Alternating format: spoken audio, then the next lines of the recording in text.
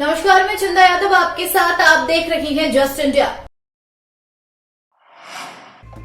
National Herald case में add के सामने पेश हुए कांग्रेस नेता राहुल गांधी से जांच अधिकारियों ने करीब 3 घंटे तक पूछताछ की। इस दौरान राहुल से लगभग 50 सवाल पूछे गए। राहुल गांधी के जवाबों में से बन रहे सवालों के चलते ये पूछताछ लंबी खींचती चली गई। इससे पहले करीब 11:15 बजे ऐड ऑफिस पहुंचते ही वहां मौजूद सुरक्षा कर्मियों ने उनसे मोबाइल फोन वगैरह के बारे में पूछा तो राहुल गांधी ने उनसे कहा, आप चेक करिए, यह आपकी ड्यूटी है। हालांकि राहुल गांधी ने मोबाइल फोन अपने पास नहीं रखा था। उनके हाथ में ऐड के समन की कॉपी ही थी। ऐड दफ्तर में राहुल गांधी को किसी भी तरह का वीआईपी ट्रीटमेंट नहीं दिया गया। ऐड अधिकारी ने उनसे उसी तरह पूछताछ की जैसे वे किसी आम आरोपी से करते। इसे ऐड की तरफ से एक मैसेज भी माना जा रहा है कि ऐड अधिकारी हर किसी के साथ ऐसा ही व्यवहार करते हैं।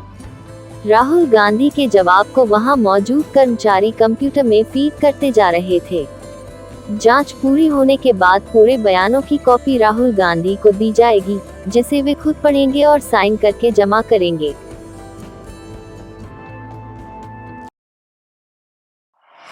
भाकियू नेता गुरनाम चौनी के गृह क्षेत्र शाहबाद किसान पंचायत में पहुंचे। किसान नेता राकेश टिकैत ने किसानों के साथ हुए समझौते लागू करने बारे सरकार पर ढुलमुल रवैया अपनाने का आरोप लगाते हुए हुंकार भरते हुए कहा, किसानों की मांगों को लेकर आगामी 17-18 जून को हरिद्वार में आगामी रणनीति बनाई जाएगी। टिकैत ने किसान पंचायत में कहा कि सरकार धान के सीजन में 5 नहीं 12 घंटे बिजली दे। किसान नेता राकेश टिकैत ने कहा कि किसान मुकदमों या लाठी डंडों से नहीं डरने वाला है, सरकार क्या पुनः बड़ा आंदोलन जाती है। उन्होंने कहा कि मुकदमे वापस लेने व मुआवजा देने में सरकार पीछे हट रही है। इसी को लेकर आगामी 17-18 जून को हरिद्वार में बैठक होगी, जिसमें भावी रणनीति तय की जाएगी। उन्होंने कहा कि सहकारी शुगर मिलों पर किसानों का काफी पैसा बकाया है, जिसे जल्द किया जाए। देखो, किसानों की कुछ दिक्कतें हैं। कुछ समझौते दिल्ली सरकार से हुए, कुछ समझौते हरियाणा सरकार से हुए। उन समझौते से पीछे हट रही, खास करके मुकदमे वे मामले हैं, कुछ मुआवजे के भी मामले रह रहे हैं। और प्रतिनिधि मंडल जब मुख्यमंत्री से मिलने गया तो ये बात हुई कि ये सारे मुकदमे वापस ले गए। किसानों की तरफ से भी कुछ मुकदमे थे, वे वापस ले लिए। कोई पुलिस से हमारा वो नहीं है, हम एक दूसरे के खिलाफ सरकार को मुकदमे वापस ले लेना चाहिए। उन किसानों को तंग न करो, ये समझौते के आधार पर सारी चीज़ें। बिजली 5 घंटे से खेती नहीं होती। बिजली जैसे 10-12 घंटे पहले आती थी, उसी हिसाब से बिजली नहरों में पानी छोड़ा जाए। अभी जीरी का टाइम आ गया है, 4-5 दिन में और बहुत पानी की अब जरूरत पड़ेगी। तालाब भी बहुत खाली है। ये सारी चीज़ें सरकार करें। ऊपर से बरसात आ जाएगी तो हमारे पास में बहुत एक्सेस पानी होता है।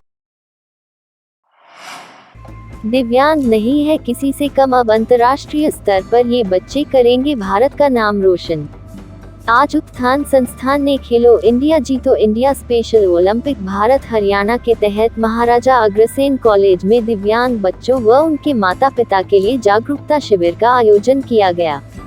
इस अवसर पर उत्थान संस्थान की डायरेक्टर व स्पेशल ओलंपिक भारत हरियाणा की प्रेसिडेंट डॉक्टर अंजू बाजपेयी ने आए हुए सभी अभिभावकों का स्वागत करते हुए कहा कि दिव्यांग बच्चों को समाज के साथ जोड़ने में ऐसे खेलों की भूमिका अत्यंत महत्वपूर्ण है।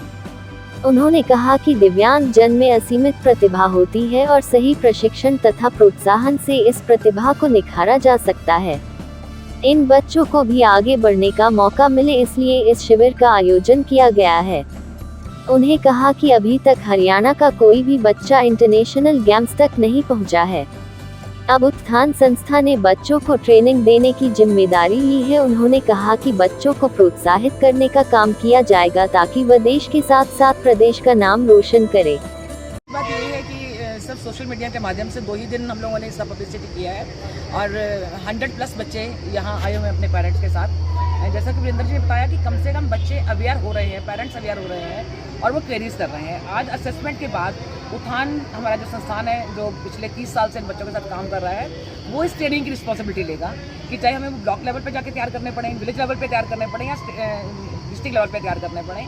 क्योंकि अनफॉर्चुनेटली अभी तक यमुनानगर का एक भी बच्चा इंटरनेशनल में नहीं गया है। नेशनल तक हमारा एक बच्चा गया है, वो भी नेशनल में जीता नहीं है लेकिन नेशनल तक उसने पार्टिसिपेट किया है।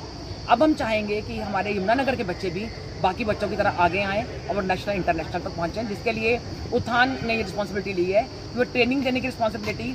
और चूँकि ये लोग जितने स्पेशल ओलंपिक भारत के एरिया डायरेक्टर हैं, मैनेजर हैं, सब हम लोगों से बहुत क्लोजली जुड़े हुए हैं, तो जितनी मदद इनसे हमें चाहिए होगी वो मिलेगी और बाकी हम उत्थान के माध्यम से इन बच्चों को ट्रेन करने की कोशिश करेंगे। टीचर्स को लेकर क्या? कोच को लेकर क्या है, अभी बच्चे जो नॉर्मल बच्चों से डील करते हैं उनके यहाँ वो सेंसिटाइज नहीं है कि इन बच्चों के लिए कैसे टाइम देना है, क्या करना है। मान लीजिए स्विमिंग में हमारे 5 बच्चे हैं तो हम किसी को भी मोटिवेट कर सकते हैं कि वो 1 घंटा सिर्फ 5 बच्चों के ऊपर ही लगाए, बाकी लोगों को उस वक्त एंटरटेन नहीं करें। तो ये जो मोटिवेशन का काम है, उनको मोटिवेट करना, उनको इनके लिए सेंसिटाइज करना, ये काम बखूबी उत्थान करेगा। नेहरू मॉडल स्कूल की एनएमएस टीम को अपने शानदार प्रदर्शन के लिए रविवार 12 जून 2022 को हरियाणा के राज्यपाल एवं हरियाणा राज्य बाल कल्याण परिषद के प्रधान माननीय महामहिम बंडारू दत्तात्रेय जी के द्वारा उनके 75वें जन्म दिवस के अवसर पर सम्मानित किया गया। यह कार्यक्रम पंचकुला में रविवार को सेक्टर -5 में इंद्रधनुष ऑडिटोरियम में आयोजित किया गया। इस कार्यक्रम में राज्य स्तर प्रतियोगिता के 439 विजेताओं को सम्मानित किया गया।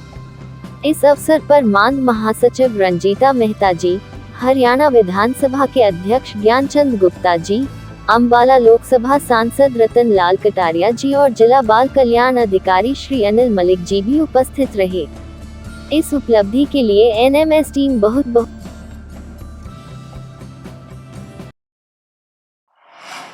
इसी के साथ इस बुलेटिन में आज के लिए फिलहाल इतना ही। नमस्कार।